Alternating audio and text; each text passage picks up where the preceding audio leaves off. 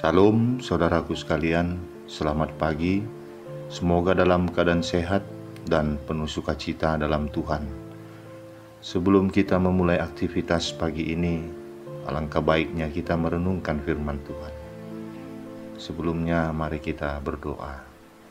Bapa di surga, kami bersyukur atas hari yang indah yang telah kami lewati. Dan pagi ini kami boleh bangun dari tidur kami, mengawali satu hari yang penuh harapan. Kami mau merenungkan firman-Mu Bapa, curahkan Roh Kudus-Mu menerangi hati dan pikiran kami. Dalam nama anak-Mu Yesus Kristus kami berdoa. Amin. Saudaraku, firman Tuhan yang menyapa kita di pagi ini dari Ratapan 3 ayat 22 sampai 26. Beginilah firman Tuhan. Tak berkesudahan kasih setia Tuhan, tak habis-habisnya rahmat-Nya. Selalu baru tiap pagi, besar kesetiaan-Mu. Tuhan adalah bagianku, kata jiwaku. Oleh sebab itu aku berharap kepada-Nya. Tuhan adalah baik bagi orang yang berharap kepada-Nya, bagi jiwa yang mencari Dia.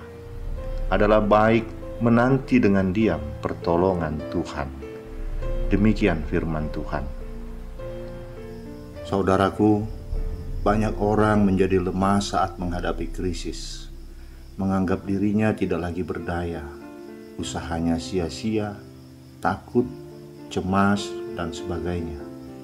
Kebanyakan dari mereka menyesal, meratap, putus asa, tinggal bergantung pada nasib saja.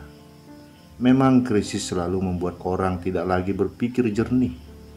Mereka yang menghadapi krisis jarang sekali dapat melihat sisi lain, bahwa di dalam krisis itu selalu ada peluang. Dalam hal ini, Presiden SBY selalu berkata kepada anak buahnya, setiap krisis mengandung peluang, setiap masalah ada jalan keluarnya. Sesuai dengan namanya, kitab Ratapan berisi nyanyian duka yang menyayat hati bagi pendengar atau yang menyanyikannya. Yang diratapi pada waktu itu adalah kehancuran kota Yerusalem yang direbut bangsa Babel. Bait Allah dibakar dan dihancurkan serta seluruh penduduk kota diangkut ke pembuangan. Padahal bagi mereka, Yerusalem merupakan lambang kehadiran Allah, kota yang indah. Mereka menyebutnya Putri Sion. Umat Israel menganggap kota itu tidak mungkin terkalahkan. Kitab Ratapan ditulis oleh Nabi Yeremia. Ia turut mengalami kehancuran kota Yerusalem dan menyaksikan penderitaan umat Israel menghadapi kehancuran itu. Apa yang dulu menjadi kebanggaan bangsa, kini sirna. Mereka putus harapan. Namun, cara beriman Nabi Yeremia berbeda dari umat Israel kebanyakan. Jika Israel pasrah terhadap keadaan dan menganggap kejadian itu sebagai hukuman dari Tuhan belaka, Nabi Yeremia justru melihat kehancuran itu dari sisi lain. Ada dimensi anugerah di dalamnya. Di dalam kehancuran itu, ia justru melihat tangan Tuhan. Ada secercah harapan. Di saat Israel meratapi nasibnya, dibutakan oleh penderitaannya, dan menganggap riwayat mereka telah habis, Yeremia justru memahami bahwa kasih Tuhan tiada berkesudahan. Ia mengimani bahwa di balik peristiwa itu masih terbuka pintu keselamatan. Di dalam situasi seperti itu, kasih setia Tuhan menjadi titik pijak bagi Nabi Yeremia untuk selalu berpengharapan pada Tuhan. Nabi Yeremia memahami jauh lebih baik hidup dalam pengharapan daripada terus-menerus hidup dalam keputusasaan. Meskipun kondisi saat itu berada dalam keterpurukan, namun Yeremia mengajak umat Israel tetap melihat ke masa depan yang penuh harapan. Ia mengajak umat untuk tetap berharap dan mencari Tuhan di dalam penderitaan mereka. Saudaraku, seseorang yang dapat merubah krisis menjadi peluang adalah mereka yang berpikiran di luar kelaziman, memiliki pola pikir thinking outside the box. Mereka tidak meratapi masalah atau pergumulan yang datang menimpa, namun berusaha melihat jauh keluar masalah itu, hingga akhirnya mereka dapat melihat adanya peluang di sana. Saudaraku, di dekat kota Salatiga di Jawa Tengah, ada sebuah danau bernama Rawa Pening. Dulu di danau itu, penduduk sekitarnya memperoleh penghasilan dari mencari ikan. Mereka memancing atau menjala dan membuat keramba.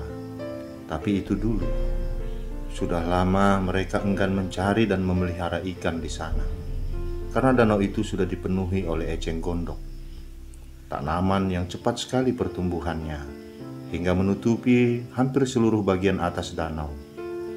Saking cepatnya pertumbuhan eceng gondok itu, mereka kewalahan untuk memberantasnya.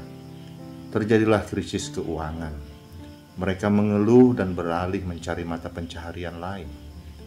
Tapi ada beberapa orang yang melihat krisis itu sebagai peluang untuk usaha baru. Beberapa orang itu mengambil dan mengumpulkan eceng gondok yang sudah besar, yang batangnya kira-kira sepanjang 40 cm.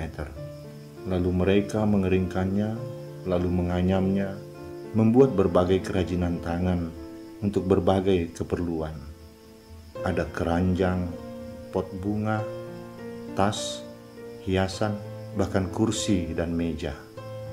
Keuangan mereka menjadi meningkat, sebab dari kota-kota di sekitarnya banyak sekali pesanan yang datang. Saudaraku, Tuhan adalah setia. Ia tidak pernah mengecewakan kita, asalkan kita tetap mencari dan berharap hanya kepadanya.